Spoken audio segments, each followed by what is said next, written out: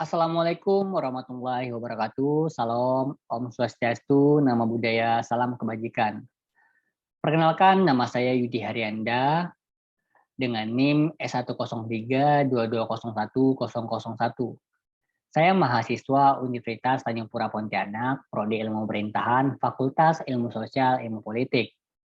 Pada kesempatan kali ini, saya akan mempresentasikan sedikit tentang sistem politik Indonesia. Baiklah, pertama-tama saya akan membahas dari sedikit pengertian sistem dan pengertian politik.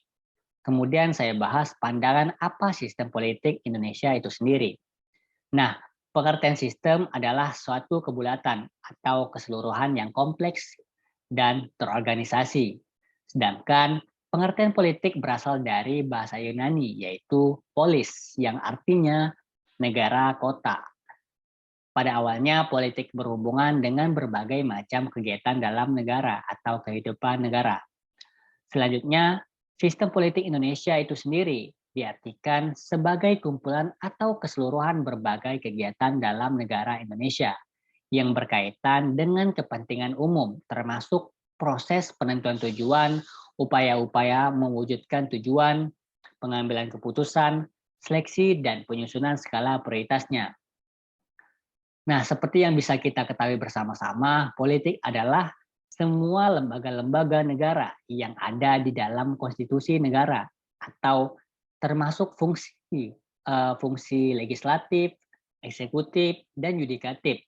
Nah, dalam penyusunan keputusan kebijaksanaan diperlukan adanya kekuatan yang seimbang dan terjalinnya kerjasama yang baik antara struktur dan infrastruktur politik, sehingga memudahkan terwujudnya cita-cita dan tujuan-tujuan masyarakat atau negara.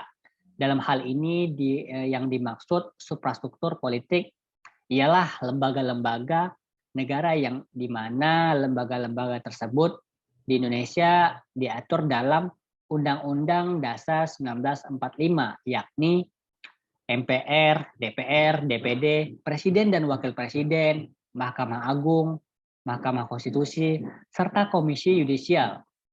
Nah, lembaga-lembaga inilah yang akan membuat keputusan-keputusan yang berkaitan dengan kepentingan umum. Sedangkan badan yang ada di masyarakat seperti parpol, ormas, media massa, kelompok kepentingan, kelompok penekan, alat media komunikasi politik, tokoh politik, dan peranata politik lainnya adalah merupakan infrastruktur politik. Melalui badan-badan inilah masyarakat dapat menyalurkan aspirasinya, tuntutan, dan dukungan sebagai input dalam proses pembuatan keputusan. Dengan adanya partisipasi masyarakat, diharapkan keputusan yang dibuat pemerintah sesuai dengan aspirasi dan yang jauh lebih penting kehendak masyarakat.